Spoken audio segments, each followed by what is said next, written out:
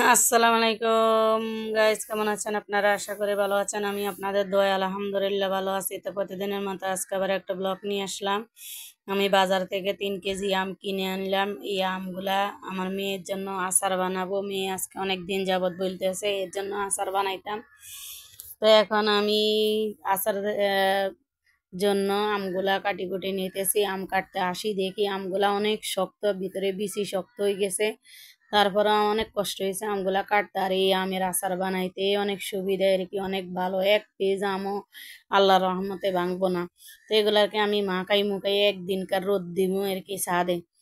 এই যে দেখেন, তো আমি এগুলাকে ছাদে রোদ্রে দিয়ে দিলাম। এই রোদ্রে আজকে সারাদিন রোদ্রে থাকবে আর কি। এই যে দেখছেন, এভাবে আপনারা যদি রোদ্রে দিয়ে আচার বানান তাইলেও এই আচারটা আর কি বেশি ভালো হয়, বেশি পারফেক্ট। আর এই যে এদিকে আমি পাঁচফোড়ন একটু টালি নিতে আসি। পাঁচফোড়ন টালি এরপরে এগুলাকে আমি শিলপাটায় গুঁড়া করে নিব।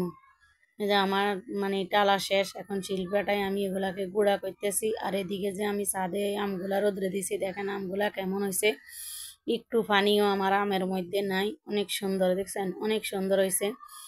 আর এই যে এখানে আমি আচার বানানোর জন্য কি কি উপকরণগুলো নিলাম সেটা আপনাদের সাথে শেয়ার করতেছি। এখানে হলুদের গুঁড়া নিলাম, মরিচের গুঁড়া নিলাম, আর এদিকে পাঁচফোড়নের গুঁড়া টালি নিলাম, যে এগুলো এখন গুঁড়া করে নিলাম। আর এদিক দিয়ে নিলাম আমি চিনি, আর এদিক দিয়ে নিলাম লবণ, আর হচ্ছে সরিষা বাটা।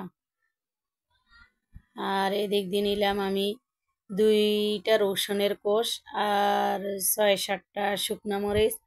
আর এখানে নিলাম ভিনেগার, আর নিলাম সরিষার তেল। ভিনেগারটা দিলে আচার ভালো থাকে। আমি সবসময় আচার বানাইলে ভিনেগার দিই, কারণ ভিনেগার দিলে বছর জুড়ে আচার রাখি, খাওয়া যায়। তো প্রথমে আমি চুলাতে একটা পাতে কড়াই বসাই দিলাম। তো কড়াইতে আমি এখন পুরাটা তেলে ঢালি দিলাম। আর দিয়ে দিতেছি আমি শুকনো মরিচ। শুকনো মরিচগুলা দিয়ে আমি কতক্ষণ এই শুকনো মরিচগুলা দিয়ে একটু লাড়াচাড়া করে এরপরে দিয়ে দিতেছি রসুন। তো এখন এই রসুন আর শুকনো মরিচে একটু লাড়াচাড়া করে এরপরে দিয়ে দিতেছি লবণ আর সরিষা বাটা। তো এইগুলাকে আমি কতক্ষণ লাড়াচাড়া করে আবার দিয়ে দিতেছি হলুদের গুঁড়া, মরিচের গুঁড়া দিয়ে এরপরে আমি দিয়ে দিতেছি আম। আম দিয়ে আমি এখন কতক্ষণ আবার এই দেখেন চুলার আঁচ কিন্তু কমাই দিলাম। কমাই দিয়ে এরপরে আমি এখন আস্তে আস্তে আমগুলা লাড়াচাড়া করে নিতেছি। এদিক দিয়ে আমার মেয়ে বলতেছে যে আম্মু আমি আচার বানাই। আমি আচ্ছা ঠিক আছে, তো বানাও। হে আমি রান্না করতে আসলে হে যাইব, হে রান্না করতাম। দেখেন হে লাড়তে পারেনি, এরপরও হে লাড়বো। আমি বলছি ঠিক আছে লাড়ো। আর এদিক দিয়ে দিতেছি আমি ভিনেগার। এই যে ভিনেগার গুলা দিয়ে দিলাম। পরে আমার কাছে ভিনেগার দিয়ে এখন আমি লাড়াচাড়া করে আমার কাছে মনে হয়েছে যেন ভিনেগার একটু কম হয়েছে। পরে আর একটু আমি ঢেলে দিলাম। এরপরে দিলাম আমি চিনি। চিনি দেওয়ার পরে এখন এগুলাকে আমি লাড়াচাড়া করতেছি। এই যে লাড়াচাড়া করে নিতেছি। এরপরে কতক্ষণ লাড়াচাড়া করে আমি দিয়ে দিলাম পাঁচফোড়ন। অনেক গ্রান বের হয়ে গেছে পাঁচফোড়নেরটার, অনেক গ্রান। আমার মেয়ে মা এখনই খাইতে ইচ্ছা করে।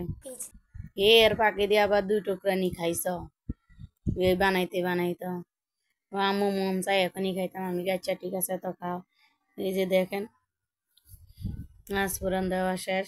এখন আমি এগুলা লাড়াচাড়া করতেছি, কিন্তু দেখেন আমার একটা পিস আমও কিন্তু ভাঙ্গা নাই।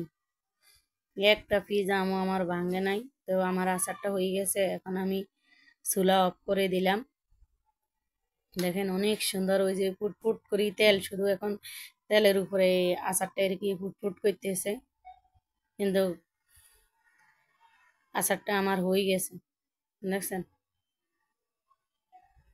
পরে আমি এগুলাকে ঠান্ডা করে এখন কাঁচের বয়ামে ঢুকাইতেছি। আচার যদি কাঁচের বয়ামে ঢুকাই রাখেন বছর জুড়ে খাইতে পারবেন, কিচ্ছু হইবে না। প্লাস্টিকের বয়ামে ঢুকাইলে একটু নষ্ট হয়ে যাইতে চায়। আর আমি এইভাবে কাঁচের বয়ামে ঢুকাই এরপরে আমি ফ্রিজও রাখতে হয় না। আমি কি করি, ফ্রিজ রাখি না, আমি কদিন পর পর রোদ্রে দিই। রোদ্রে দিলে আচার ভালো থাকে আর কি। তো এখন আমার তো ছাদে রোদ আছে, আমি আজকে আচারগুলা বয়ামে ঢুকাই, এরপরে ছাদে রোদ্রে দিয়ে দিমু। তো আপনারা আমার মতো এইভাবে বাসায় ট্রাই করবেন, এইভাবে আচার বানাইবেন। টক ঝাল মিষ্টি আমের আচার তো বানাই, কমেন্টের মাধ্যমে জানাবেন কেমন হয়েছে আচারটা। আর যদি ভালো লাগে তাহলে লাইক কমেন্ট শেয়ার সাবস্ক্রাইব করবেন। এই যে দেখেন আমি রোদ্রে দিয়ে দিয়েছি, রোদ যদি ডাকনা খুলি তাহলে বালু পড়বে আর কি, এই কারণে আর ডাকনা খুলি নাই। তো ভালো থাকবেন, আসসালামু আলাইকুম।